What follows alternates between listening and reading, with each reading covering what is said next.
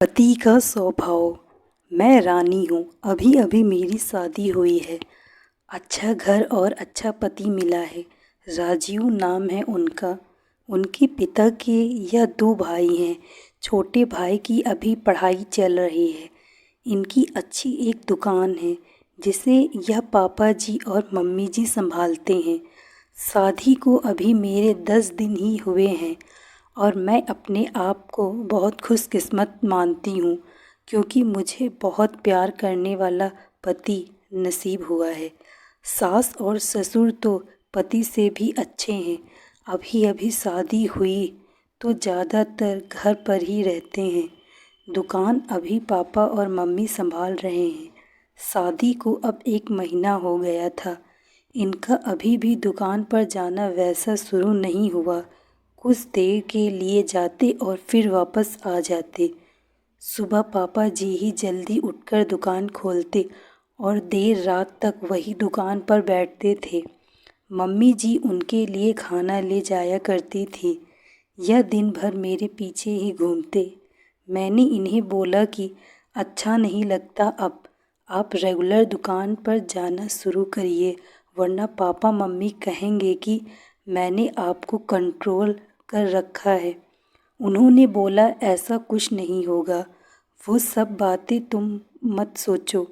एक दिन हमारे कमरे के नल की टंकी खराब हो गई तो हमारे बाथरूम में पानी नहीं आ रहा था, तो मुझे नहाने के लिए हाल के बाथरूम में जाना पड़ा।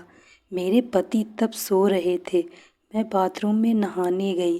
कुछ ही सेकंड के बाद वो भी उठकर दरवाजे के बाहर आ गए और बाहर से ही मुझे आवाज़ देते हैं, रानी तुम अंदर हो?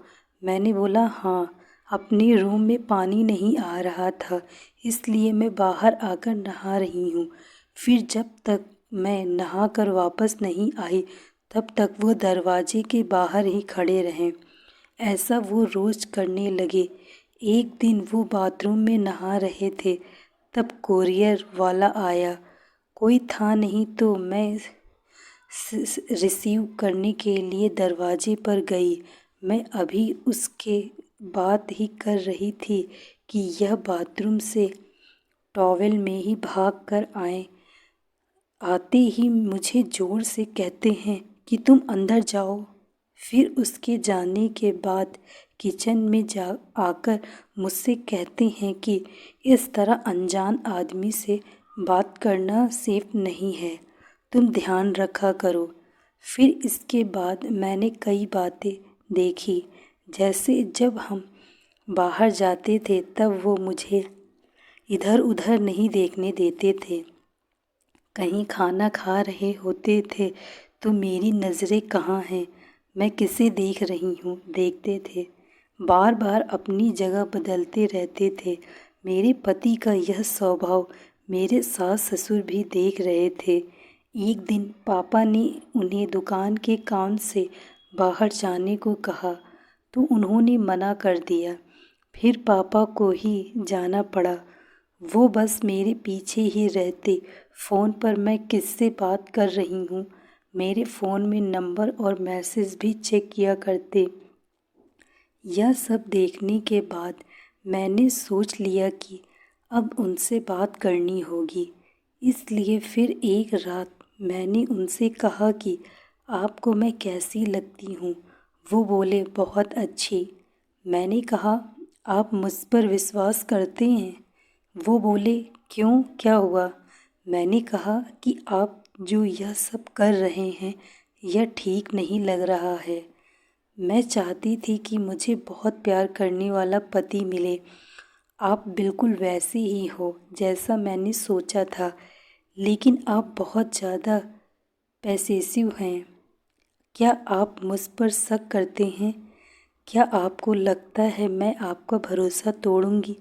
वो बोले नहीं, ऐसा नहीं है।